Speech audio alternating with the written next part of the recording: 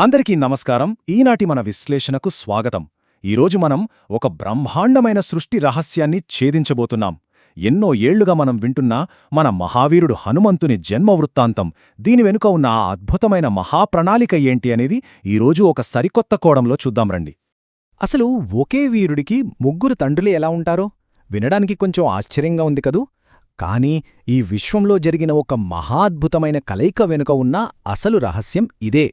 ఆ ముగ్గురు తండ్రులెవరు, వారి పాత్రలేంటి, ఈ దైవిక ప్రణాళిక ఎలా జరిగిందో ఇప్పుడు మనం లోతుగా విశ్లేషిద్దాం. రావణుడి అహంకారం మరియు నంది శాపం. విశ్వవ్యాప్తంగా జరిగిన ఎన్నో పరిణామాలకు ఈ ఒక్క సంఘటనే పునాది వేసింది. ఇక్కడ మనం రావణాసురుడి వరాన్ని ఒకసారి గుర్తుచేసుకోవాలి. బ్రహ్మదేవుడి నుంచి చావులేని వరం అడిగాడు, సరే, కాని తనకున్న బలాన్ని చూసుకుని ఈ మనుష్యులు, కోతులు నన్నేం చేయగలరులే అని వాళ్లని అడగడం మర్చిపోయాడు. వాళ్లంటే ఒక లెక్కలేనితనం అన్నమాట. కాని తను ఎవరినైతే చూసి ఎగతాళిగా నవ్వాడో అదే తన పాలిట అతి పెద్ద శాపంగా మారబోతోందని అప్పుడు వాడికి తెలియదు. అసలు కైలాస పర్వతం దగ్గర ఏం జరిగిందంటే, రావణుడు తన పుష్పక విమానాన్ని ఆపేనందుకు శివుని వాహనమైన నందిని కోతిముఖంవాడా అని దారుణంగా అవమానిస్తాడు. దానికి నందికి ఎంత కోపమొచ్చుందంటే, ఏ కోతులనైతే చూసి నువ్వు నవ్వావో అదే వానరజాతే నీ మరణానికి కారణమవుతుంది, నీ రాజ్యాన్ని నాశనం చేస్తుంది అని ఒక భయంకరమైన శాపమిచ్చేస్తాడు. సృష్టిగతిని మార్చేసిన క్షణమది. విష్ణువు మరియు పరమశివుని వ్యూహం. మరి స్వర్గంలో దేవాదిదేవులు దీనికి ఎలా ప్రణాళిక వేశారో చూద్దాం. ఇక్కడ విషయం ఏంటంటే, దేవతల కోరిక మేరకు విష్ణువు మనిషిగా భూమిమీద పుట్టి రావణుడిని అంతం చెయ్యాలని నిర్ణయించుకుంటాడు. కాని ఈ పోరాటంలో సహాయం చేయటానికి విష్ణువుకి తనకన్నా బలవంతుడైన ఒక తోడు కావాలి. అప్పుడే పరమశివుడు, పార్వతీదేవి ఒక అద్భుతమైన ఆలోచన చేస్తారు. వీరిద్దరూ తమ శక్తులను కలిపి విష్ణువుకి తోడుగా ఉండేందుకు ఒక వానర రూపం దాల్చాలని నిర్ణయించుకుంటారు. చూశారా, ఒక ఖచ్చితమైన దైవిక వ్యూహం సిద్ధమైపోయింది. అంజనాదేవి జననం మడిలో ఆమె తపస్సు.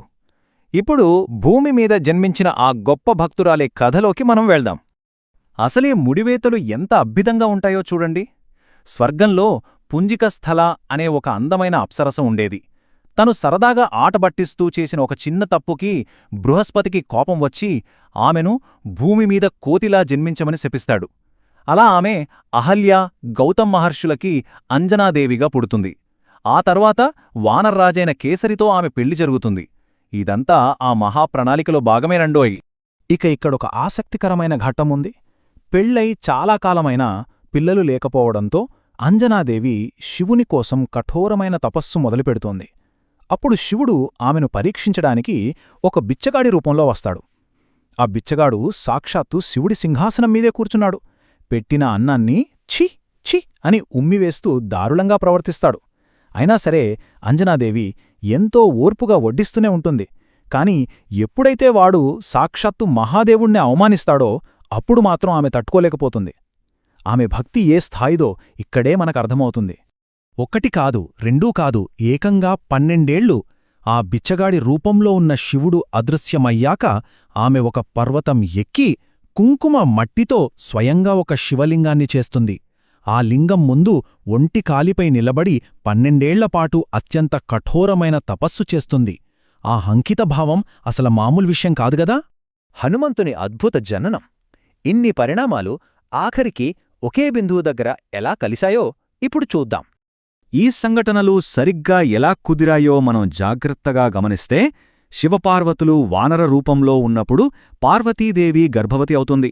కాని ఆ దైవిక శక్తిని ఆమె కూడా భరించలేకపోతుంది. అప్పుడు శివుడు ఆ శక్తిని వాయుదేవుడికిస్తాడు. వాయుదేవుడు ఆ శక్తిని తీసుకొచ్చి కఠోర తపస్సులో ఉన్న అంజనాదేవి చెవిగుండా ఆమె గర్భంలోకి పంపుతాడు. ఖచ్చితంగా అదే సమయంలో ఆకాశం నుండి వెళుతున్న ఒక కాకి ఒక దివ్యమైన పాయసాన్ని నోరుతిరిచి తపస్సు చేస్తున్న అంజనాదేవి నోటిలో వేస్తుంది. అసలా సమయం ఎంత అద్భుతంగా కుదిరిందో కదా. ఇక్కడే అసలు కథలో ఒక పెద్ద మలుపుంది. ఆ కాకి తీసుకొచ్చిన పాయసం ఎక్కడిదో తెలుసా? అయోధ్యలో దశరథ మహారాజు పుత్రకామేష్టి యాగం చేసినప్పుడు బ్రహ్మదేవుడిచ్చిన పాయసమది. అందులో మిగిలిపోయిన కొంచెం పాయసాన్ని ఆ కాకి ఎత్తుకొచ్చి అంజనాదేవి నోట్లో వేసింది. అంటే మన శ్రీరాముడు, హనుమంతుడు పుట్టుకతోనే ఒక రకంగా దైవికంగా అన్నదమ్ముల్లాంటివారన్మాట. ఎంత అద్భుతమైన అనుసంధానమో ఇది. ముగ్గురు తండ్రులు, ఒకే మహావీరుడు. మనమీ విశ్లేషణ ప్రారంభంలో వేసుకున్న ఆ అస్సలు ప్రశ్నకు సమాధానం దొరికే సమయం వచ్చేసింది. ఇప్పుడు ఆ ముగ్గురు తండ్రుల పాత్రలేంటో స్పష్టంగా చూద్దాం. హనుమంతుడికి కేసరి భౌతిక తండ్రి, అంటే పెంచిపెద్ద చేసి ఒక వంశాన్ని ఇచ్చినవాడు. ఇక వాయుదేవుడు ఆ దివ్య తేజస్సును సురక్షితంగా అంజనాదేవి గర్భంలోకి చేర్చాడు కాబట్టి ఆయన ఆధ్యాత్మిక లేదా వైదిక తండ్రి.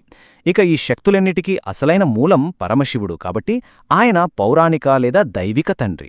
ఈ ముగ్గురి సహకారం వల్లే మన హనుమంతుడు అంతటి మహాశక్తివంతుడయ్యాడు. ఇప్పుడు అంత స్పష్టమైంది కదా. ఇక హనుమంతుడు జన్మించగానే అంజనాదేవి శాపం తొలగిపోయి మళ్లీ తన అప్సరస రూపాన్ని పొందుతుంది. ఆమె ఎంతో సంతోషంతో బిడ్డను తీసుకొని భర్త దగ్గరకు వెళ్ళగా కేసరి మహారాజు ఆనందంతో మురిసిపోతాడు.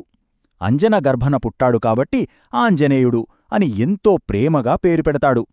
ఈ అద్భుతమైన ఘట్టాన్ని పురస్కరించుకునే మనం ప్రతి సంవత్సరం హనుమాన్ జయంతిని ఒక గొప్ప పండుగలా జరుపుకుంటాం. ఇక ముగించే ముందు ఒక్కసారి ఆలోచిద్దాం.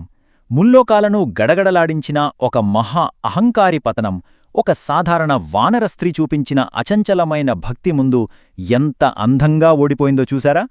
దైవిక న్యాయమనేది ఎంత పకడ్బందీగా పనిచేస్తుందో చెప్పడానికి ఇంతకన్నా గొప్ప ఉదాహరణేముంటుంది? అసలు ఈ దైవిక ప్రణాళిక ముందు మన ఊహలు కూడా సరిపోవు. ఆ మహావీరుని జన్మ వృత్తాంతం మనందరికీ ఎప్పుడూ ఒక గొప్ప స్ఫూర్తి. మరొక అద్భుతమైన విశ్లేషణతో మళ్ళీ కలుద్దాం.